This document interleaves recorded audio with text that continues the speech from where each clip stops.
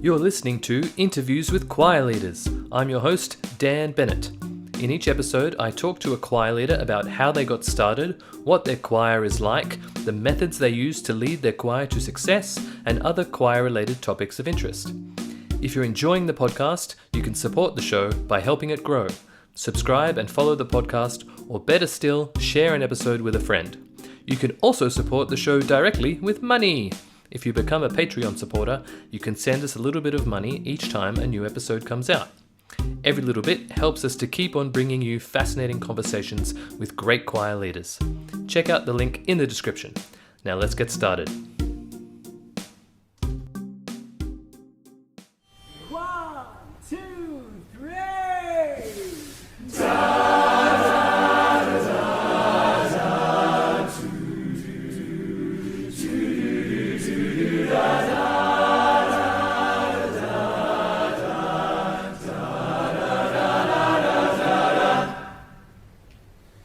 Here in the dark, I stand before you, knowing this is my chance to show you my heart. This is the start, this is the start. Gonna show you my heart. I have so much to say, I'm hoping that your arms are open. Oh, and don't hear me. Just hear me. Here's where I stand, here's who I am. Love me, but don't tell me. Welcome to another episode of Interviews with Choir Leaders. My guest today is a decorated quartet singer, an award-winning director, a performer, a teacher of tags, a singing judge, a coach, an inspiring leader, and an all-round lovely guy. He is Rob Sequeira. Welcome to the show, Rob. Thank you, Dan. That's a very, very kind introduction. Oh, we'd like to be nice to our guests on the show, just in case. So, Vox Canvas is your Sydney-based barbershop harmony chorus. And this year, the group is going to the Barbershop Harmony Society International Chorus Contest. What are you hoping to get out of this experience personally and for the group? Yeah, so personally, when I when I came back from California and started this group in Australia, it was kind of my dream to eventually get this group to the point where we went to international and competed. And so, 9 years later or something, to have this reality come true is kind of a bit of a dream come true. And so I am really looking forward to the experience. I'm really looking forward to the group seeing how amazing international is, and just have an incredible time. Awesome. And the course has been going for 9 years. Is that right? Something like that. Like it's hard to count because we had that like time off for COVID and stuff. So it's sort of a bit fuzzy, but it's something like that. Yeah, cool. I'm sure that the road to international chorus contest is probably a lot longer for for a lot of other groups. But I think you've done very well. Thank you. Thank you. When you're preparing for a competition as big as this one, what are the most important things to get right along the way? Yeah, so I think having a fairly solid plan to start with, and having a bit of a North Star. So the way that we approached this was to say, what were going to be the things that we really wanted to shoot for. And with this group, it's always really been about the music, being true to the lyric, and thinking of ourselves as kind of like vehicles to allow the music to flow. And so that was the North Star, and then having somewhat of a plan for the two songs that we're going to compete with was important. But then equally as important is having the ability to change that and to morph as the group evolves, as the director evolves, as the songs evolves, as the message evolves. So just having the flexibility in the different paths that it takes to get to the destination, I think is really important. So when you say having a plan, I think I know what you mean, but how would you define that? Like, what is a plan? Surely the notes and the words on the page are the plan, right? That's the start for sure. But then there are things like music devices, like where do we crescendo, where do we diminuendo, where is it rubato versus sort of being more in meter. What do we want the audience to feel during this section? What do we want to feel during the section? What do we like about the section as musos? What do we want to change? What do we want to keep the same? So there's sort of elements of great singing, there's elements of great music, and then there's the performance aspects, how that conveys to the audience, what are our faces doing and our bodies doing. So all of that, I think, makes up the plan. Yes, and I think, as you said, by necessity, it will evolve along the way. And I know that you've been getting coaches in to work with the group. Um, and of course, each coach that comes in to work with a high level group will leave an imprint and hopefully shape the plan for the better. Yeah, that's certainly been our experience that each coach has brought a different perspective. We've kept many of the things that the coach has brought. We've chosen to maybe let go of a few things if they don't quite meld with the plan or they don't quite sing to our hearts. But for the most part, I think it's been very positive to have coaches in come in. Yeah. Here's a recording of Vox Canvas singing Over the Rainbow. Somewhere over the rainbow, way up, way high, there's a land that I heard of once in a lullaby.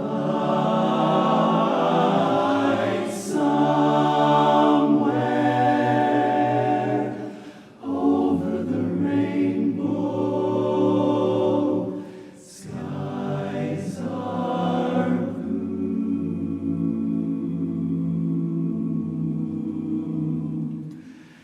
and the dreams that you dare to dream really do come true, come true. Someday I'll wish upon a star and wake up where the clouds are far behind. Let's travel back in time to I don't know what year, but tell us how you got into barbershop singing and conducting. Yeah, so this was 2002. I had moved to Silicon Valley a couple of years before that, and sort of we moved there for work, and it was like the whole dot-com boom and all that good stuff, and it was a fun time. Um, and one day we were going to dinner, and it was around Christmas time, and there was this group, and they were wearing these white suits, and the suits didn't really fit anyone. They were like too big, and they were singing these Christmas carols, and then just from time to time there'd be a chord that they'd sing that was really not in the original, and it happened like once and twice and three, and then it happened like a lot of times, and I was like, wow, what is going on here? And then I just identified that the chord was a dominant seventh chord, and that is very typical of the barbershop style. And so arrangements will embellish the original intent of the composer and add all of these juicy chords. So that was like, okay, cool. Like, what is happening, kind of thing. And then that evening, my friend who was living there, he got a flyer in the mail from that group that was singing that said, "Come sing with us." And so him and I went to visit them, and that's kind of how I got introduced to barbershop. So who was the group? The group was the Peninsulaires, and they rehearsed in like the sort of the Mountain View, Palo Alto area of California. Hmm. So it was a chorus. It wasn't It was a a quartet. chorus. Yeah, cool. Yeah. Right. Um, and so how from there, because now you are a conductor, how did you get into leading a group, leading a choir? Yeah, so that group that we visited, I ended up being sort of the assistant director there for a while, and they figured out that I could like wave my hands and like people would follow my hand waving. Um, and so it was, I think, mostly by chance, to be honest, by chance, by need. And then that group actually continued, but then another group formed in the California area called Voices in Harmony. And that group was sort of like a combination of two choruses that merged together. And there was a sort of a star director that was brought in for that. Was his name was Dr. Greg Lyon.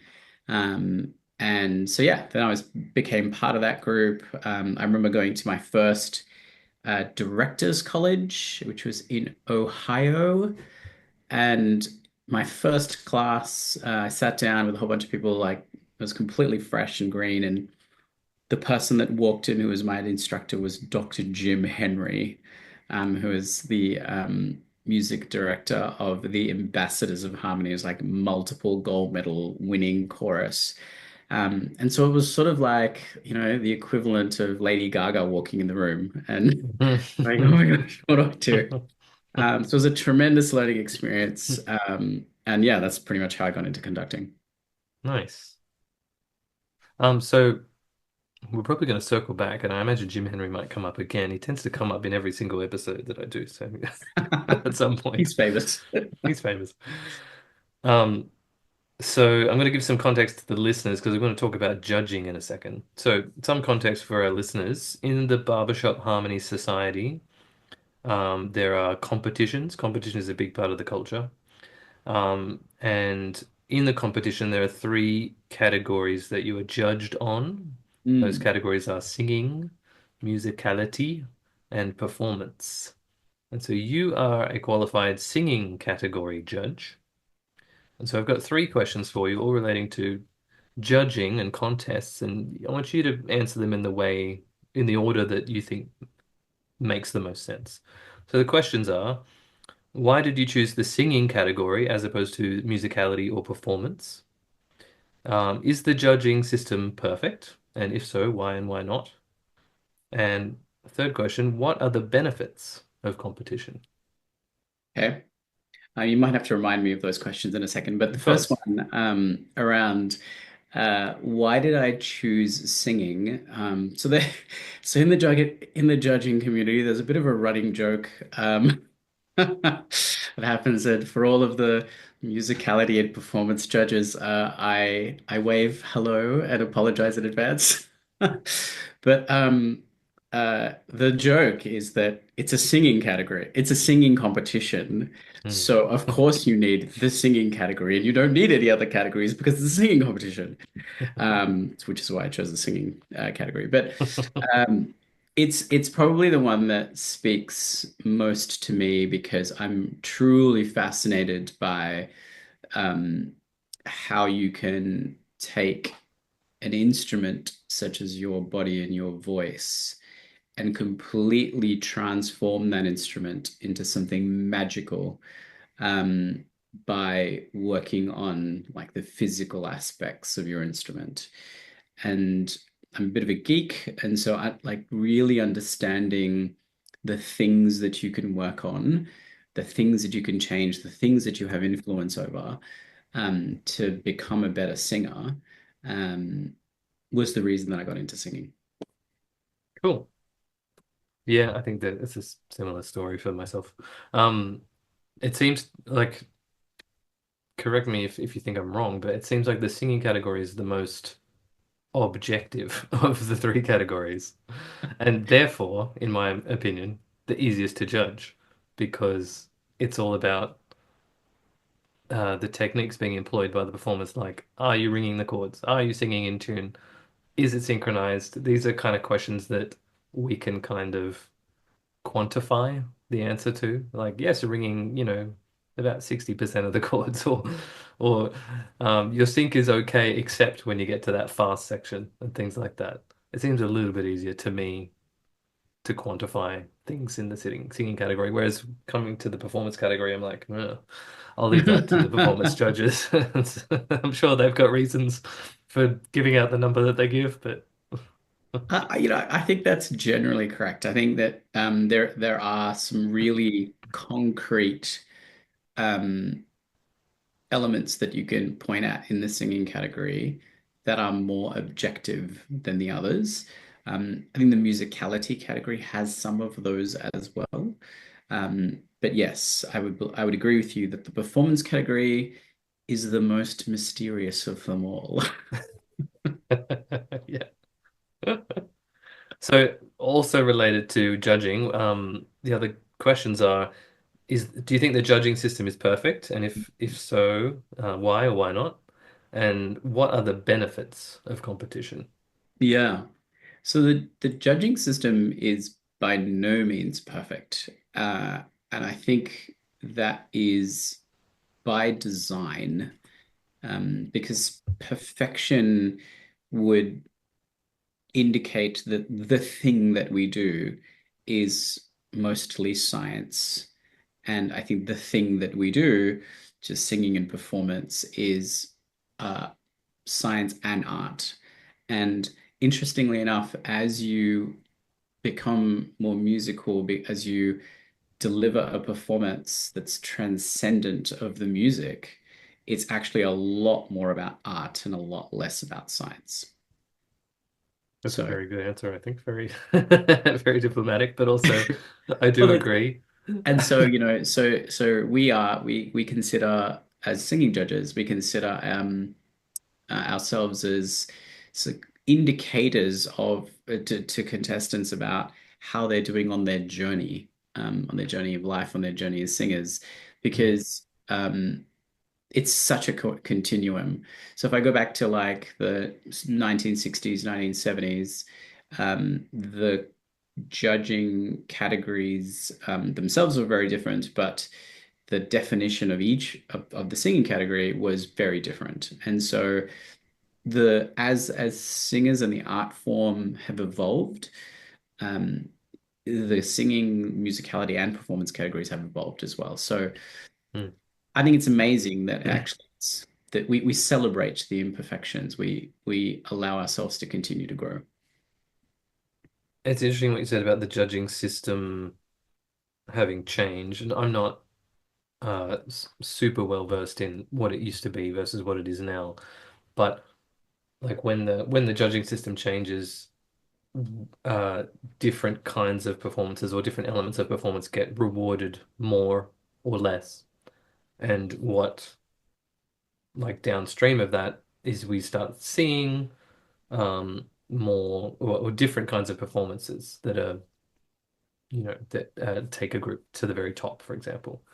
Um, and Mm. yeah, like I think it's a good example. Like looking at some of the old 1960s quartets from the Barbershop Harmony Society, they sound very different, and they also look very different in the way that they perform. Yeah, And there was, I think, it's a very strong focus on unity in visually, like visual unity back in the day. And there's still unlike elements of that now, but like watch some of those old 1960s quartets and they're all like lifting their arm at precisely the same angle and then dropping it at exactly the same time and doing all these things that look quite militaristic or robotic almost. yeah, And now, yeah, it's I think for want of a better term, a more naturalistic performance is preferred or rewarded more at least. Um, so yeah, I'm just reflecting on how like when you change the judging system, you change the kinds of performances that follow. definitely. And also it's really worth calling out that I think the art form and the judging system is actually a reflection of the period of time, right? Mm. So it's actually it's paying homage to this is what was happening in the 60s. This is how groups decided to perform. This is what audiences loved. And as that changed, as life changed, so has the art form. Mm. Yeah, it's almost like a barometer of the times as well. Yeah, Interesting. exactly. And so the third question, what are the benefits of competition? Definitely the biggest benefit of competition, I think, is this this feeling, this sense that you can team up with your team, whether that's a chorus, the music team, the executive team, or if it's a quartet and it's your coaches surrounding the quartet. But you can team up with an objective in mind, and you create this ecosystem that grows as you get closer to meeting the objective. And so it's this feeling of it's sort of like the days, if we remember back to, university, and you'd have this really tough assignment, or maybe at school, and you're like, oh my gosh, like how am I going to pull this off? And so you would like do an all-nighter, or you would team up with your friends, or you would do something with the community, and then you would get through it and you would achieve the thing. And the feeling that you got was um, like I started and I didn't even think that I could achieve this, but now I've achieved it. And along the way, I've created this community along with me.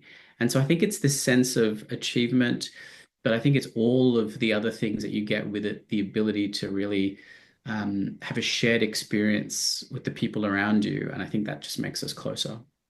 Hmm. Okay. Yeah. So having a clear goal, clear objective, and then we're like, that's what we're doing, boys. Let's go. And, like Yeah, working together with your working friends together. to make it happen. Yeah, that's lovely. Do you think there are any drawbacks to competition? Yeah, look, I do. I think that as the standard of anything that you do gets higher, um, there's this potential of this feeling that, you might be being left behind if you're not keeping up with the standard. And so what does that do? Like, what does that do to the joy of the art form? What does that do to your appreciation of the art form, your involvement in the art form, your ability to give to others in the art form as well? So I do believe that there is that side of things, and I think it's important for us to realize that whenever there is competition, there are going to be we're going to create an environment that does divide people sometimes. And I think it's about how we address that. Um, do we, for instance, for the groups out that do feel that they're getting left behind, like, what do we do? Like, do we encourage them? Do we provide coaching? Do we say, actually, if you're happy to do the thing that you're doing, maybe that's okay for you, right? Like, how do we address it? But I think it is important to call that out and not to just say, well, competition's all super positive and you've got this group that's doing really, really well. There's definitely other sides of that equation. Yeah, it does. It's interesting how it can create a divide. Um, and it's a hard thing to square because, like, at least here in Australia, the competitions are more than just competitions. Like we call them festivals now instead of just, the competition. Um, and we're trying to make it so that the festival has a bunch of different elements, and competition is one of those elements, probably the biggest element, but there are other performance opportunities at the festival that aren't competition based. There's lots of chance, I mean, you know, lots of opportunities for other kinds of just sort of social singing, like tag singing, which barbershoppers love to do. And Excellent. so I've been along to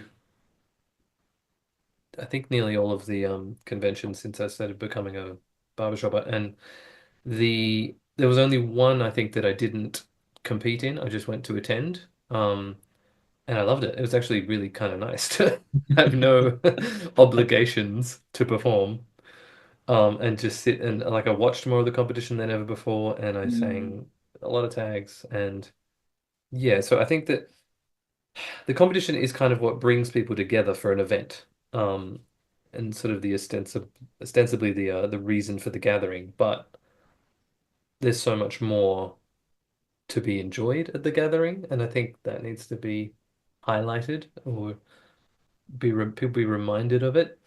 Um,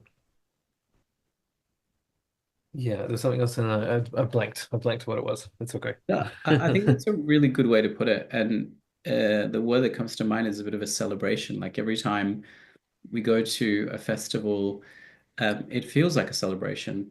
Um, and so there's, I think, yeah, you're right. There's opportunities to find joy in that.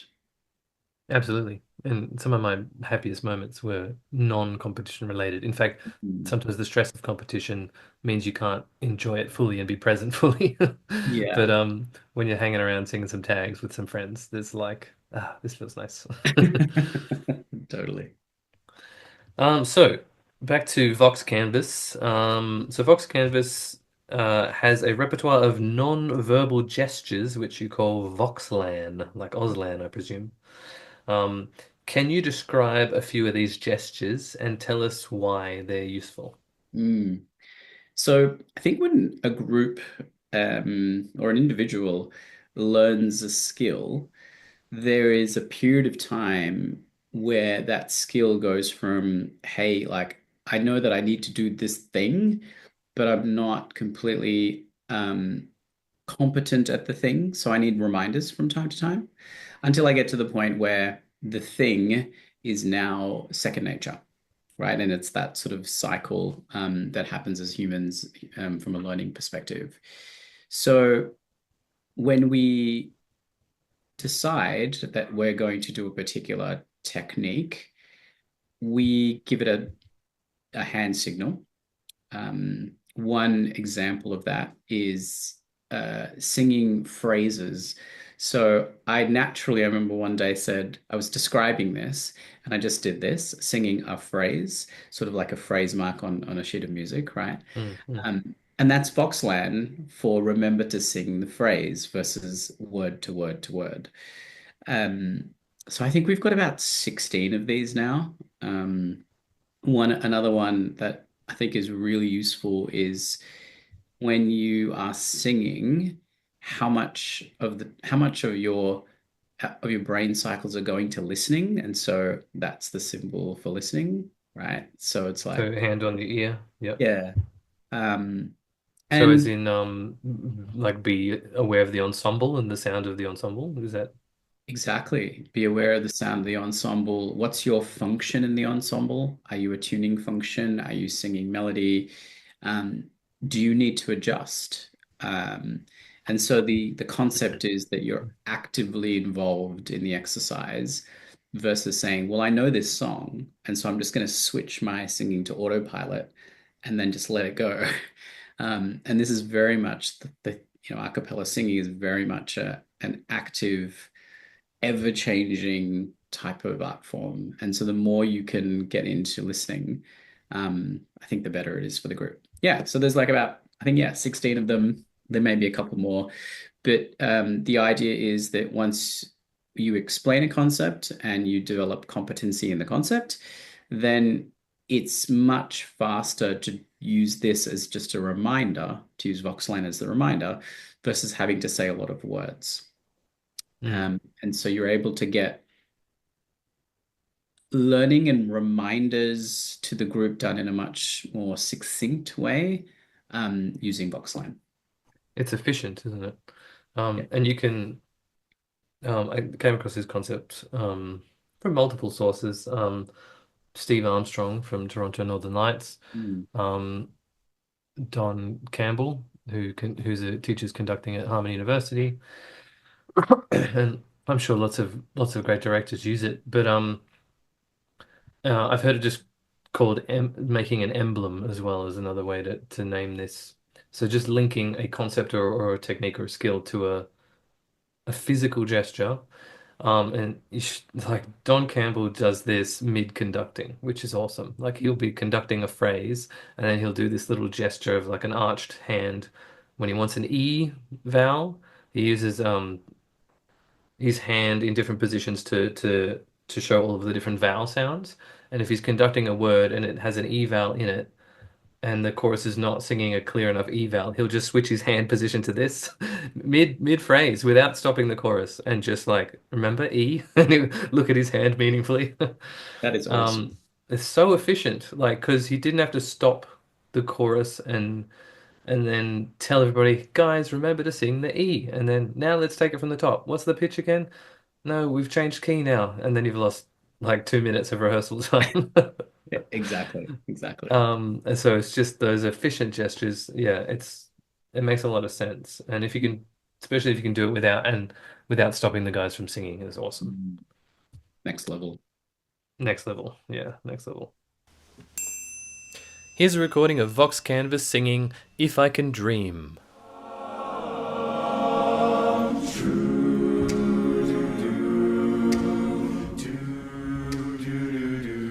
There must be lights burning brighter somewhere. Got to be birds flying higher in a sky more blue. If I can dream of a better land where all my brothers walk hand in hand, tell me why, oh why, oh why can't my dream come true? Can it come true? Oh why? There must be peace and understanding sometime. So at the recent Vox Canvas coaching retreats, I noticed many singers were asking a lot of questions. The questions were relevant, but they tended to disrupt the flow of the rehearsal. So, two questions for you, now that you're no longer conducting and you can answer them. Question one, is it a good thing if the singers in your choir are asking lots of questions? And second question, how do you balance taking questions versus keeping the rehearsal flow going? Mm. So I would say definitely yes to the first question, that it is a fantastic thing to have people asking questions. I have always believed that if you can, when whatever you're undertaking, whether it's, going into a competition or learning a new song, if you can bring the concept of why is it that you're doing this thing, and have that vision and have it as a shared vision, then that's like a big part of the equation. And so when you have questions, much of the time those questions are about the why. Sometimes they're about the how, but sometimes they're about the why. And so I think to your second question about how do you balance it, if you're getting lots of questions on the why, I think it's worth spending the time on that, because it's difficult to just organically get that through process. On the other hand, the how, I think, is easier to derive from process. So, for example, if you're getting a few why questions, maybe spend a little bit of time talking about the why. Like, why are we singing this phrase this way? What is this? Why are we singing this song? And then, if you then start getting some how questions, one of the things that one of the coaches taught us was, hey, just trust the process, right? Which may feel a little bit like, it's like, someone saying, just trust me, right? But then through the process, you can see sort of light bulbs go off as their questions on the how are being answered through the process. Mm. So making that distinction, I think, between the two is important. Entertain the why questions, spend time on them. With the how questions, see if how or what questions you can see if the process will help answer lots of those, so you can get continuity throughout the rehearsal without as many interruptions. Yeah, it is a tricky one. Because I know as I was attending these coaching weekends, I was seeing it from the other side, which I hadn't done for a while, because I'm often out the front of my own choirs, running the rehearsal and answering questions, and sometimes being annoyed at all of the questions. Because like I feel like we've got a good flow going, you know what I mean? And it's good momentum, and it's just like someone asks it, but what about the B natural in bar 72? And I'm like, just that's not a priority right now. Just Um, but you want those singers to feel seen and that their concerns are valid because it Mm, is important that be natural in bar 72. It may not be the most important thing at this time, but it is important. And the other thing that I noticed in myself was that I put would put my hand up to ask a question, not knowing whether like should I say this question now or will it be answered in the next 5 minutes if I don't ask it? Or if I don't ask it now, will it just never be answered? Do you know what I mean? And maybe I'll just forget it. Um, but it's important. So there's that like sort of stress of like a question that's in my brain, and I don't know if I should bother the director by asking it right now. And is it important enough? Because sometimes you've got a question you think, oh, if this is answered, it'll solve a lot of problems. yeah, yeah. Like you're like, I know if this question is answered, all those other questions that other people are asking won't need to be answered. So he's Mm. like, I have a very good question that needs to be answered right now. Anyway, and I was feeling this stress internally, and I was like, but I don't know what to do. Like, I was wondering if maybe like as a director out the front, you can say, um, for the next 5 minutes, we're going to do a ton of like reps on this phrase. So please just hold your questions to the end of those 5 minutes, and then we'll let forth the questions or something like that, just so that people can relax and go, oh, good, my question will be heard eventually, but just I need to zip it for 5 minutes or whatever it is.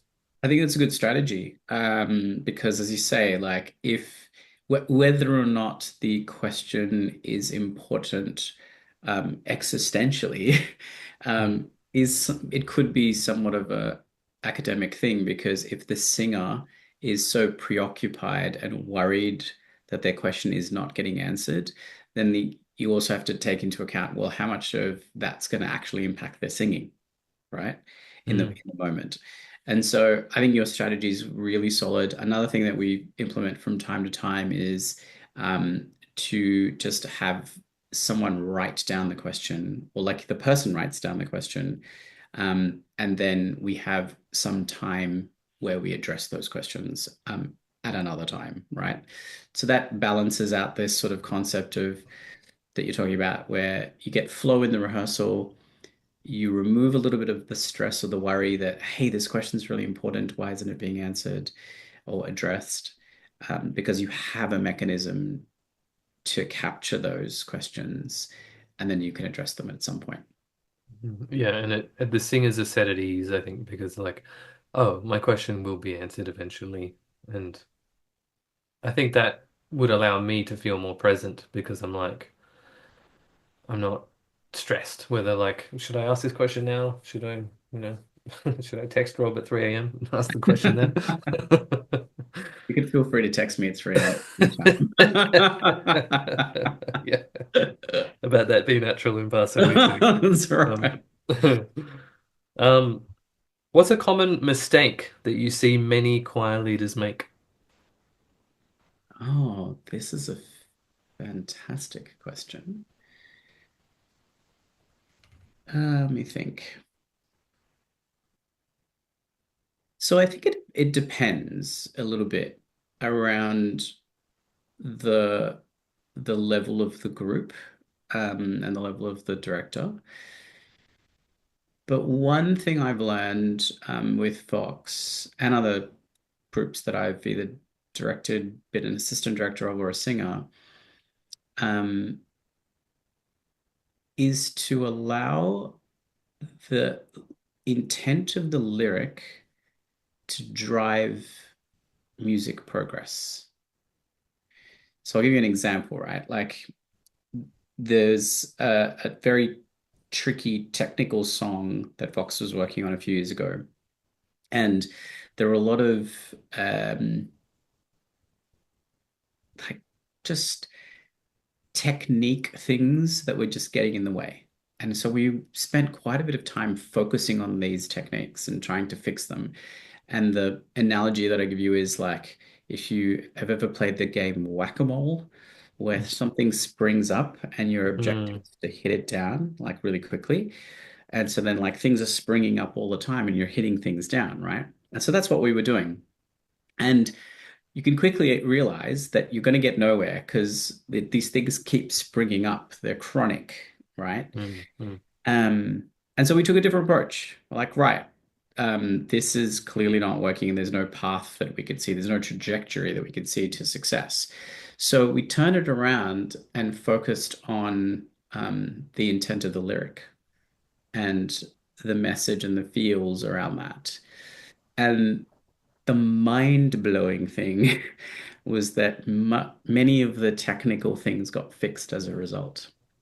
mm, So what that really said to me is when you train a group and when you have a level of competency, whatever that level is, I guess, there's a couple when you start to see that there are things that you need to fix, there are different paths that you can take to fix them.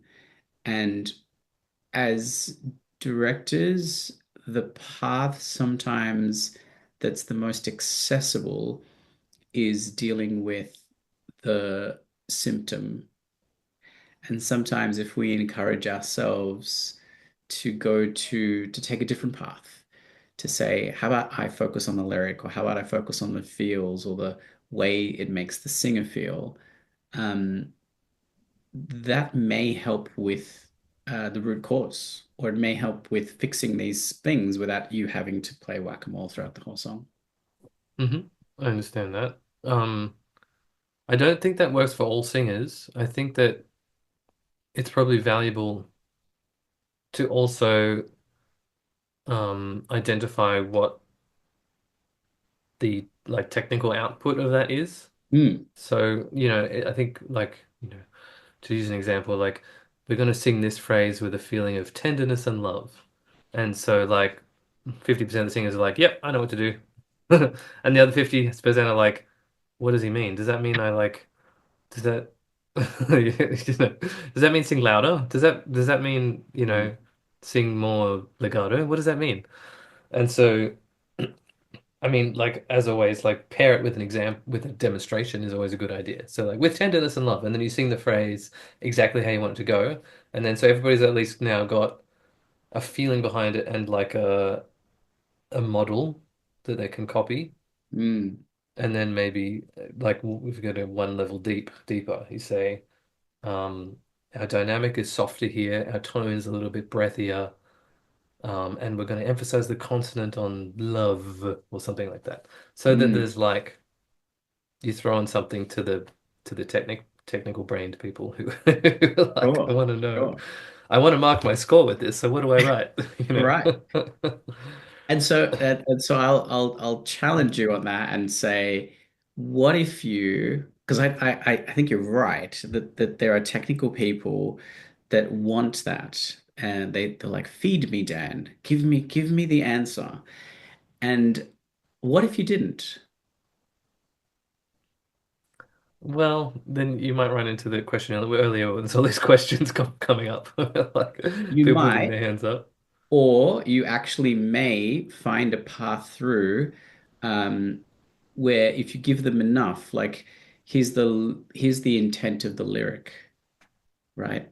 Mhm. Um, you may actually get you may actually get a more positive result than you think. That's basically my point. Okay, okay. I'm gonna have to do it myself a few times and see what see what the result is. Give it a go. What if you get different results? So what if you say, we're going to sing this phrase with tenderness and love, and half the group interprets it one way and the other half interprets it a different way? Then Um, what? Yeah, and so then you would address it. But if you give them like the answer and then they get it, then like you've given them the answer for that particular thing. But if that particular thing happens again, or that particular thing happens in a different song, then you need to give them the answer again, Okay. right? So you're But saying it's more efficient to just go directly to the lyric or the meaning and go. Well, I mean, serve that I'm not function? saying that just that path, but I'm saying that there could be other paths than just focusing on, hey, I'm going to treat the symptom here.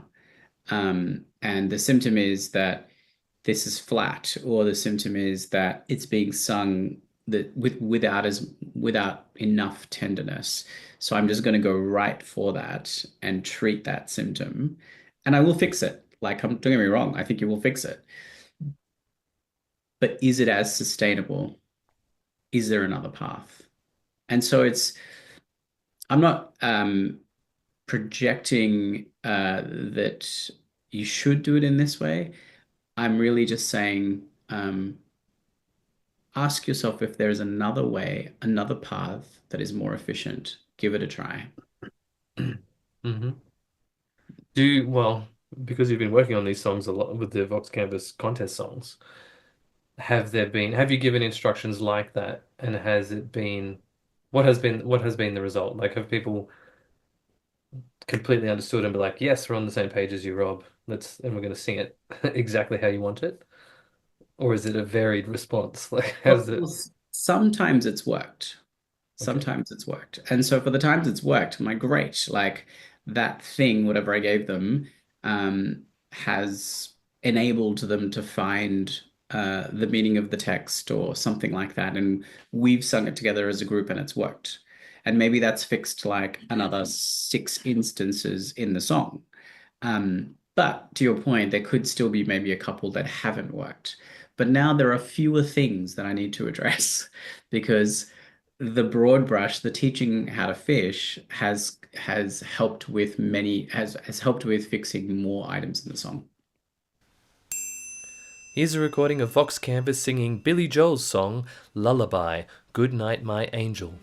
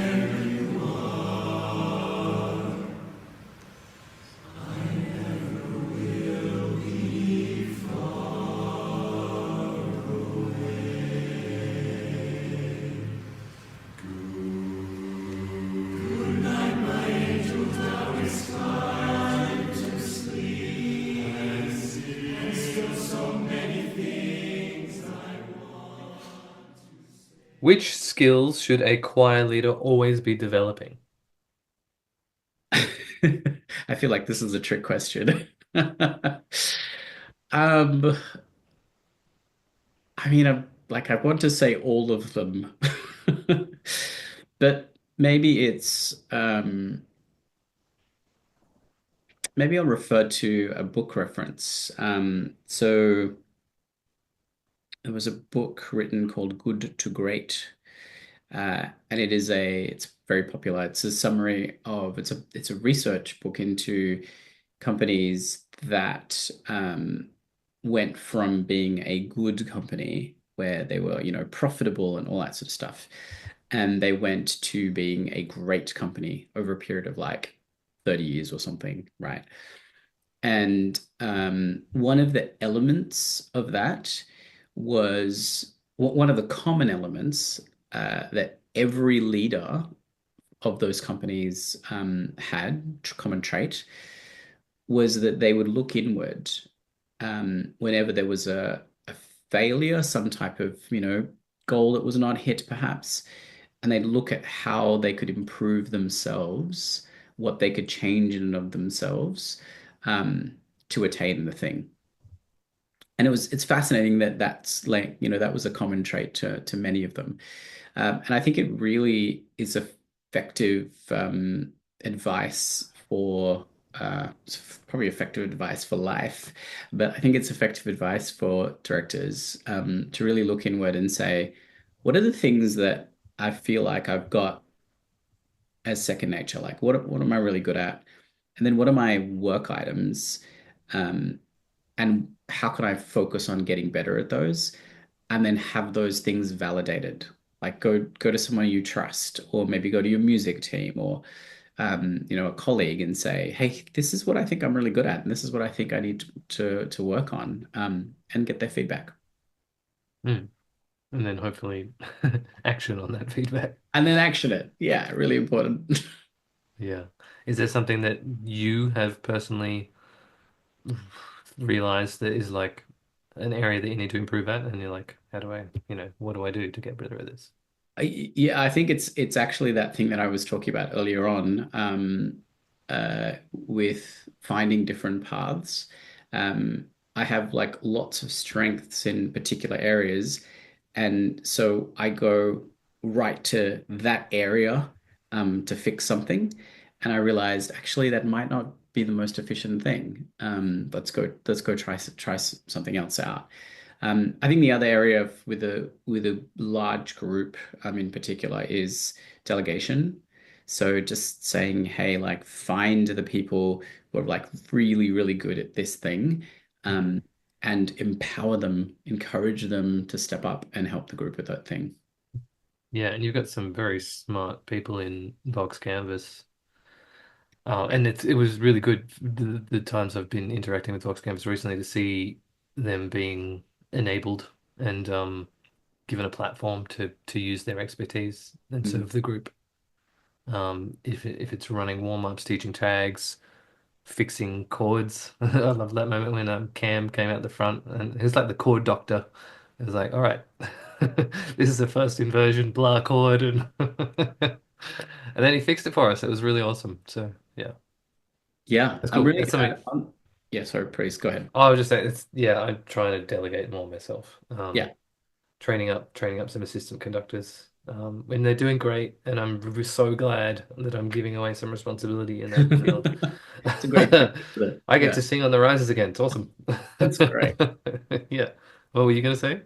I was just gonna say a little shout out to Cam. I think I remember when Cam joined Vox, and I've seen his trajectory. I've seen where he's gotten to, and he's now started a new group himself. It's an a cappella group, with some of his friends out the Western Sydney. And it's so great to see that. Like that is, it just warms my heart to feel like we had a bit of a part to play in that. And he's just soaring. So it's really great. Yeah. Go Cam. Go Cam and Cam. the rest of the Hintons, of course. Cam and the Truffles, rest of the engines. Yeah. Truffles over. Which choir leaders do you admire and why? Ah, yeah. So which choir leaders do I admire and why? So I think Jim Henry's going to make an appearance again. Uh, so I've attended a few Ambassadors of Harmony rehearsals, and I've watched and observed the relationship that Jim has with his team and the relationship that he has with the chorus. And his approach is so open. He approaches everything with such love and joy that there is a tremendous desire. He builds tremendous desire to build community around that. And it's to the level that I've really never seen another director do. So it's phenomenal. And Mm. I've spent many hours talking to him about how he did that. And part of it is that it's just part of his personality. He's got this ethos of leading with love and joy.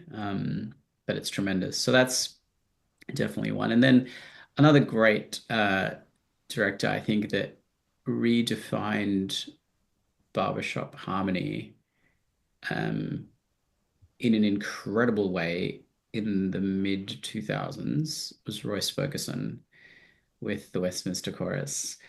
Um, and we had the great fortune of having Royce come down and coach us at Vox, which was phenomenal. And you were there. Uh, it was great to have you there.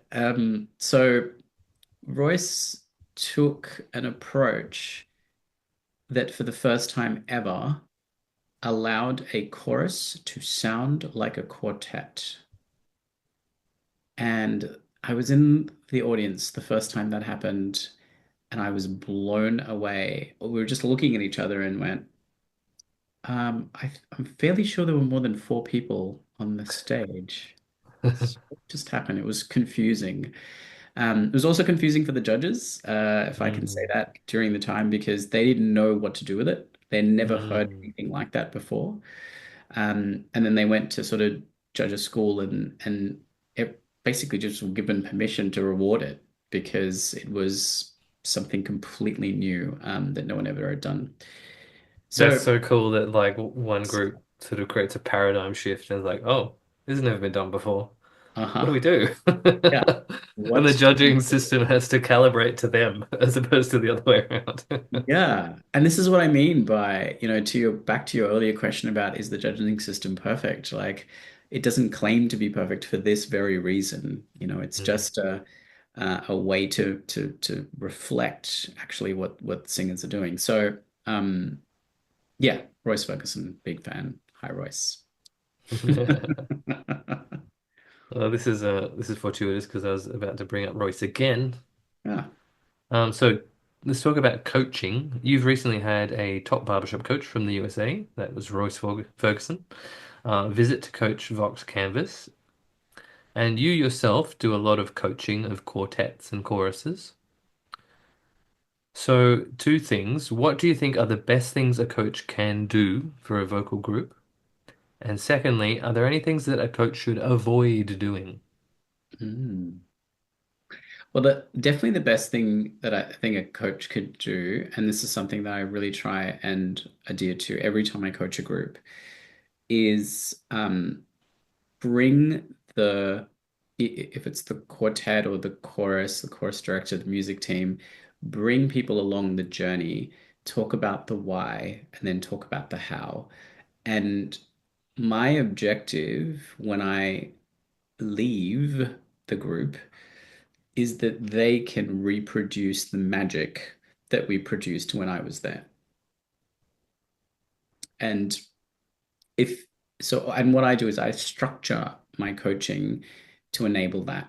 So, as an example, if I was coaching a group recently where the director was giving a lot of information to the chorus, and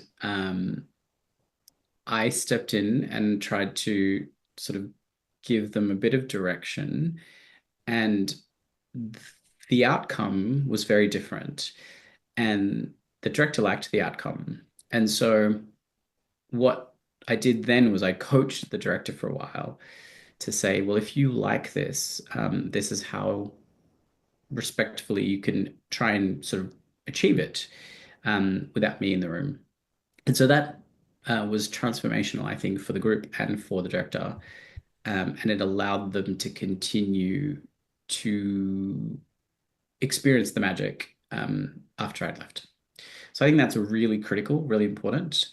Um, and what not to do? Oh, there's probably so many things of what not to do. Um, Maybe I can frame it from the perspective of what have I seen a coach do that I've not Mm, agreed with? mm, Um, possibly, possibly, it's sort of something about when you go to a group and you coach them, there are some marvelous things that they're doing, and I think if you don't remind them of the great things that they're doing, mm, it's very easy to just go into fix it mode. and start fixing things, and you get lots of results. But I think if you don't pay homage to the amazing things that they're doing, there's a missed opportunity there. So that's probably my thing of Yeah. what to So do. make sure you're acknowledging what they're already doing really well. Yeah. And they And love to taking hear that hands over too, that. because you're a, presumably if you're not someone that they see every week, like the director, it means something else coming from you. Like I always love it when if a coach or whomever, someone who's a trusted choir leader or barbershopper, hears my groups and goes, wow, you guys do thing X so well. And I'm like, yes, we worked on that a lot. And the singers are like, I guess we do. I guess we do. I And mean, then and then it builds like some foundation on that, right? And it builds scaffolding around that. And you can kind of like say, yeah, like we do that well. It gives you confidence. There's lots of good things that happens. yeah, yeah. Mm. What do you think about coaches giving advice to the directors? Because I've been in situations where a coach gave me some conducting advice, but this coach was not a conductor themselves. And so I was a little bit like I was reticent to receive the advice, you know what I mean? However, if a coach is themselves a director, and they maybe do it in a little aside with me that, just in case I don't want the whole chorus to hear it, Mm. then I'm totally open to it because I think that a lot of the time, there's something the director's doing or not doing that is affecting everybody in the choir. Um, it could be like maybe they're singing along while they're conducting, for example. Um, and that means the director's not able to hear what's going on in the group, or the singers are reliant on hearing the director's voice. Mm. Um, And so that'd be something that probably was, I can't remember if it was actually pointed out to me at some point in the past, it probably was. But I'm like, that's the kind of thing that is useful to know, but it's sort of, you got to be diplomatic about how you do that with the director. And I think for me, like one of the things that a coach really should try to do, and I've been on situations where this did not happen, where the coach um, launched in and tried to fix things or change things that I didn't want fixed or changed. So there was no dialogue between myself and the coach ahead of time Yeah. that to establish what my goals were or things that maybe it's just a problem that I'm already aware of. And I'm like, I don't want you to fix that. I think I can fix that myself. Mm. I want Mm. you instead to work on this thing that has Thing. been bugging me for 6 months and I don't know how to fix it.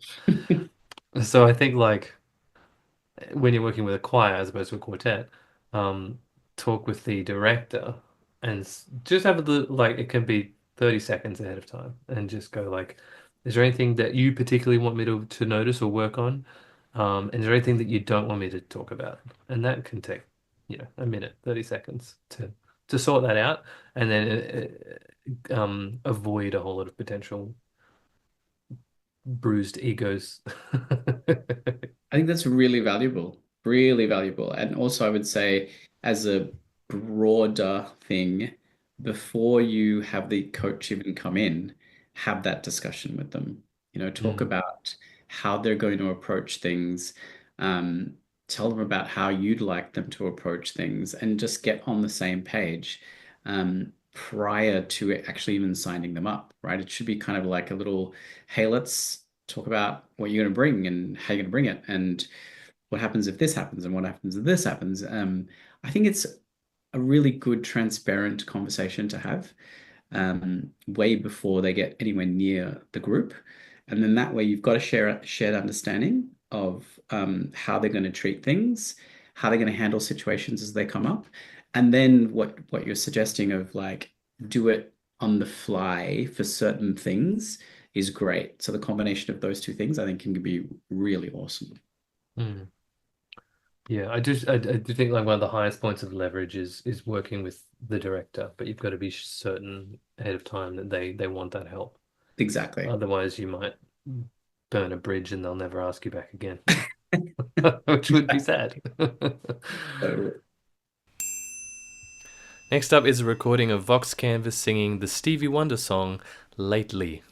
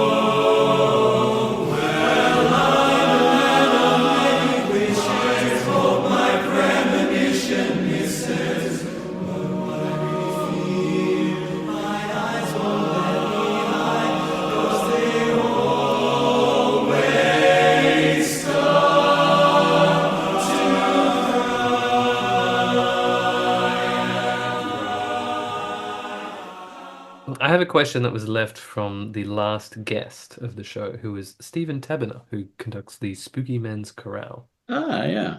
And his question is, was there a moment when it became clear to you what choirs could do for us all on a human level? Oh my goodness, yes. Oh, so many moments. Do you mean like the first moment? I guess so. What was there, sorry, was there a moment where when it became clear?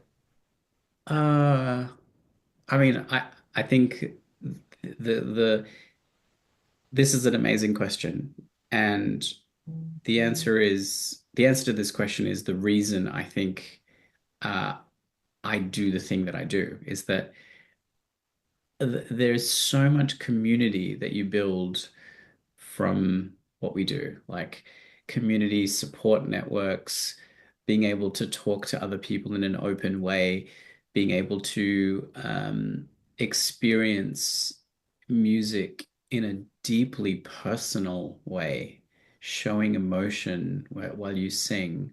Like all of these moments, I think I've realized are what I really live for when I'm part of a group, whether I'm directing in the group or singing in the group.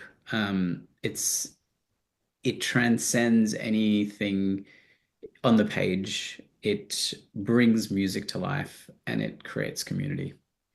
Hmm. Did that happen at a particular, can you recall the first time you felt that? Um, it's probably one of the first choruses. Peninsula's definitely had that. Voices in Harmony had it. And that's kind of what I strived for in Vox, to create that. Um, yeah, lots of moments. I mean, if there's one particular one to pick, I think I remember a time in the Peninsulas where one of the gents was uh, struggling with words and notes, and he was like really trying to execute this thing, and it wasn't working. And immediately there were like three or four people that like physically came to him and like put their arm around him and said, "It's okay, you've got this." And it was that feeling of like, well, in this case, it was all men, but just like this feeling of being having this community around you and not feeling afraid to try something, like giving it a go and knowing that if you fail, there are people around you that's going to help you. It's pretty Mm. amazing. It is, and it's it's really lovely when a choir has that safe space feel about it. Totally. Yeah, I've felt that many times, and I hope that I create that for the singers that I work with too. I think you do. Oh, thank you. Well, good. All right, I know we're running short of time. You're a busy man. So why don't we do some rapid fire Okay, questions? sweet. What do you consider when selecting new repertoire? The message of the song, the lyric intent, and how that works with the group. Cool. So you picking songs with a message that you think your group can deliver or can identify with? Correct. Cool. I As the love it. number one thing. Yeah. Yeah. What aspect of choir leading most excites you? Seeing people grow, seeing people feel the joy of music and grow as people as a result. Nice. I think I might have heard someone else say that, something similar along those lines. It's a common theme. What aspect of choir leading do you find most difficult? The I'll answer that question with an analogy of drinking, like going wine tasting, where you've like tasted four wines and then the fifth one tastes exactly the same as the other four. So it's being able to have a fresh, objective Hmm. viewpoint on a thing that you're doing that you've been working on for a very long time, Yeah. um, versus just, it being a stale viewpoint. That yeah, look, no one's ever said that one before, but I totally understand what you mean. Um, I get the same thing when I'm like writing music too. You're working on like a track for like 3 hours straight. And you can't even remember, or you're so focused on like one tiny little detail. It's very much you can't see the forest for the trees. And you go, close the program, sleep on it, come back the next day and go, oh, the Exactly. solution is so obvious now. That's it. Yeah, and we get so used to the way our choir sounds, and yeah, I think that's tying it back to coaches. That's one of the best high value things that a coach brings is a fresh pair of ears and a fresh set of eyes on the problem. Exactly. And I can see what you have, they see the forest for the trees. Yeah. Yeah. What do you wish you were better at? Um,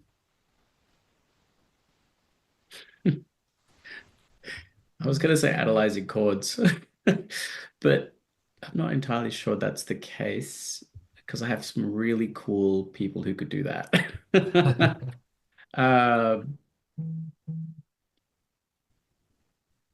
Um, I mean, maybe conduction, like being able to just, refine my gesture to get to the point where there's nothing ambiguous about it and there's complete clarity and connection between me and the group.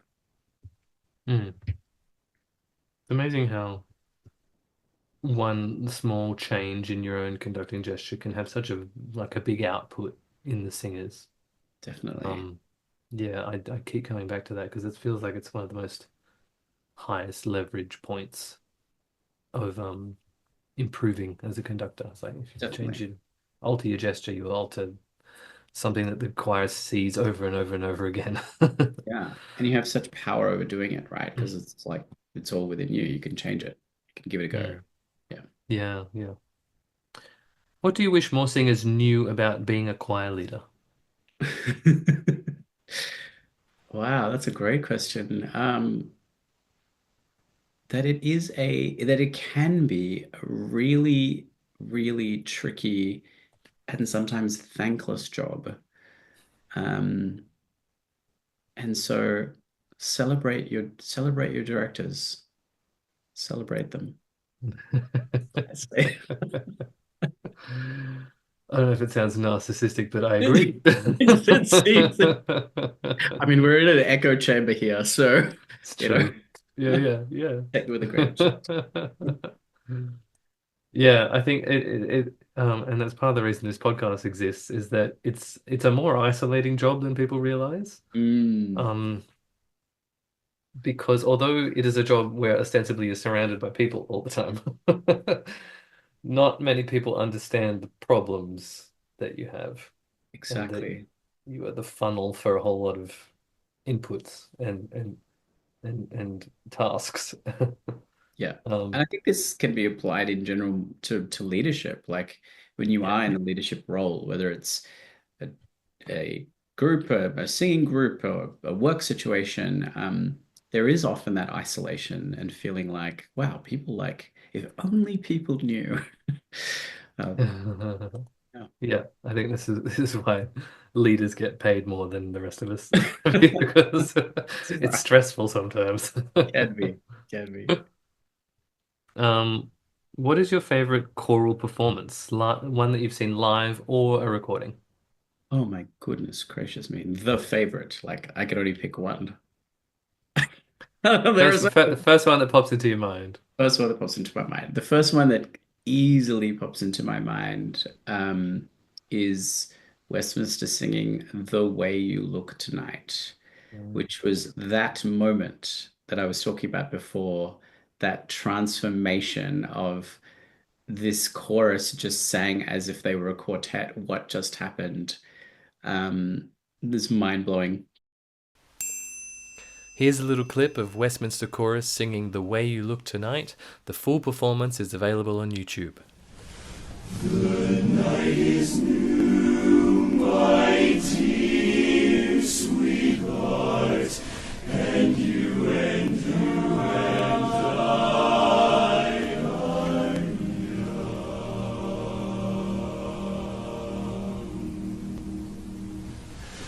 but no pale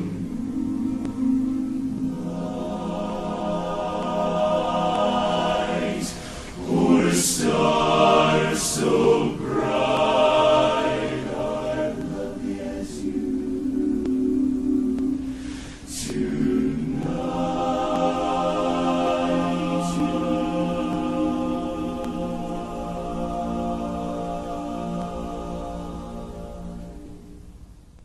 So that's definitely number one. If I could have the second one is Vocal Spectrum singing the Billy Joel song Lullaby.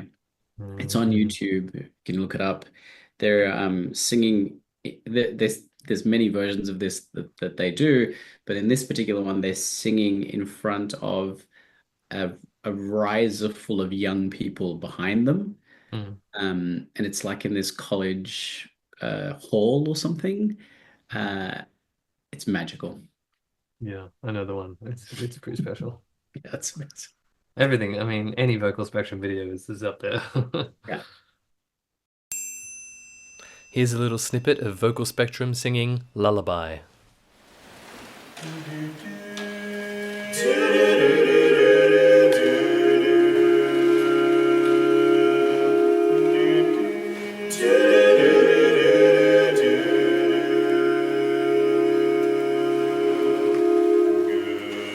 Good night, my angel, time to close your eyes and save these questions for another day. I think I know what you've been asking me. I think you know what I've been trying to say. I promised I would never leave you. What is your favorite piece to conduct at the moment? When the earth stands still. Okay, I don't think I've heard that one. Yeah. It's a piece that Vox did, goodness me, maybe about a year ago, something like that, maybe a little bit more. And we had this grand plan to record it, which we did. And then we wanted to go into the wilderness and do a video recording and then put it to an audio master. And then we had planned to do this, and then it rained for like 75 days or something. And so we No. didn't get around to doing it. And so we Mm. have this, pristine audio master of this song that I think is quite magical. And one day we will uh, release it with some video. I love it. Cool. Why do you like that piece so much? Like, is it I think what's it, it what's the vibe of that piece? I don't know because I have no idea what it's like. yes, the vibe is the message, and this is why I love lyrical intent so much. It's so powerful. The message is that we have tremendous lives. We have tremendous opportunities. Um, we have an incredible planet, and the moment is now. And if we could only just revel in the joy and the love of the now, our lives would be fulfilled because one day that will be gone. That's when the earth stands still. Here's that recording of Vox Canvas singing "When the Earth Stands Still." 'Cause there's no use running, 'cause the storm's still coming, and you've been running for so many years, for so many years.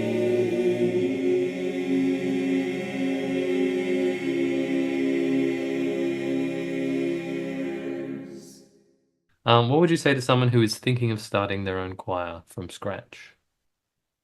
First thing I would say is do it. Do it. And reach out to, yeah, so first thing is do it. Second is reach out to the community, and see if you can, do some of the excellent stuff that you do, Dan, which is um, ask people about things. Ask people about how to form a group. Ask people about how to select songs. In fact, I would encourage them to just view all of your episodes that you recorded because of this. It feels like there's probably gold there. This is a paid Um, endorsement by Rob that's right. Sequeira. Um, but no, reach out to the community, and then uh, fly. And I think having a vision of where you want the group to go to be, is great. Just be open to different paths to getting there. Um, Great Robert Frost poem, right? Two roads diverged in a wood, and I took the one less traveled, and that has made all the difference. Mm, very poetic. Very nice. It's my favorite poem. Mm. The Road Not Taken. One more question before we go. You have a time machine and you can go back and give your younger self a piece of advice about choir leading, or just let them know about which stocks to invest in. What do you say? Uh,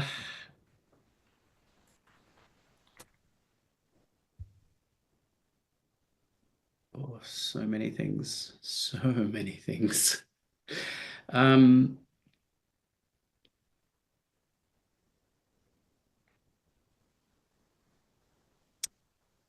Probably to trust in the thing that you're doing. Um, as one of the guys in Vox says, shout out to David Wotherspoon. Um, his his thing is be the props guy. And what he means by that is be the guy that believes and trusts in the chorus so much that you reflect back the joy and the love and the happiness and all of the positivity that the chorus is putting out there, reflect it back and be the props guy. And it's really valuable. If I could tell my younger self that, I think that would be really, really cool, actually. It would certainly give you an upbeat attitude that you could lean on, I think. David does that very well. He speaking as a relative newcomer who's just flying in for some Vox activities. David is a very positive influence and always makes me feel welcome and always is energetic and positive with his interactions with everybody. Even if it's not me personally, I see it happening with someone else and going, yeah, I feel in a better mood now. Totally, totally. And I think there's also times where, as a director, you get you could it could be lots of positive stuff that's happening, but then like we were talking about before, how you sometimes are navigating tricky situations. That's where you might feel a little bit more isolated, and it might be a bit harder to be in touch with that positivity. And so this reminder of being the props guy, I think sort of helps you navigate through that stuff. It's a really powerful, it's a simple thing, but it's very powerful. I love it. Let's leave it there. Thank you for listening, everybody. Our guest has been Rob Sequeira. Thanks for your time tonight, Rob. Thank you, Dan. And I want to just say before we end, I really appreciate what you're doing here. Like being able to reach out to the community and bring people into the circle and talk to them about all of these things. I think you're creating an incredible community around you. So I really wanted to thank you for this. Thank you for spending your time doing this. Oh, shucks. Thanks, Rob. Well done, folks. You made it to the end. I'm going to leave you now with a recording of Vox Canvas singing Send in the Clowns, arranged by the inimitable Theo Hicks. And this recording is direct from the Barbershop Harmony Society International Competition stage. See you next time. From Sydney, Australia, under the direction of Rob Sequeira Petersham, Vox Canvas!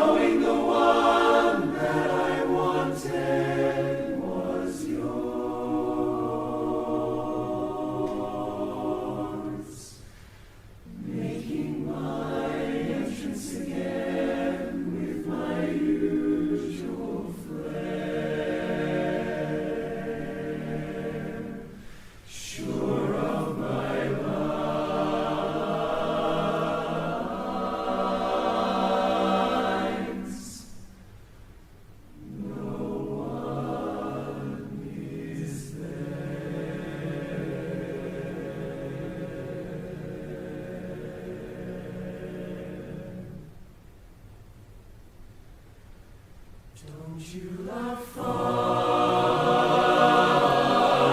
My fault I fear. I thought that you'd want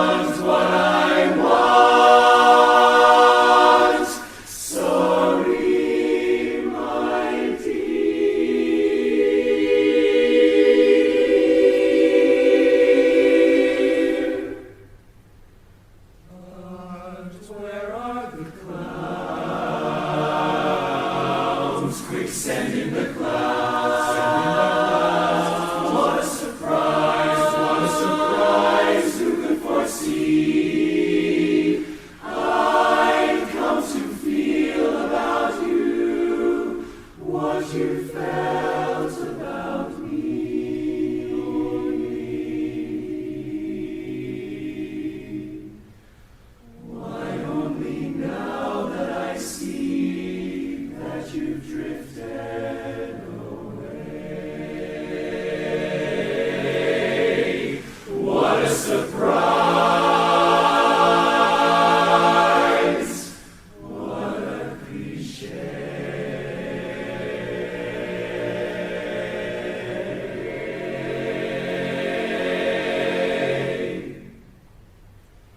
Isn't it rich? Isn't it queer? Losing my time in this land.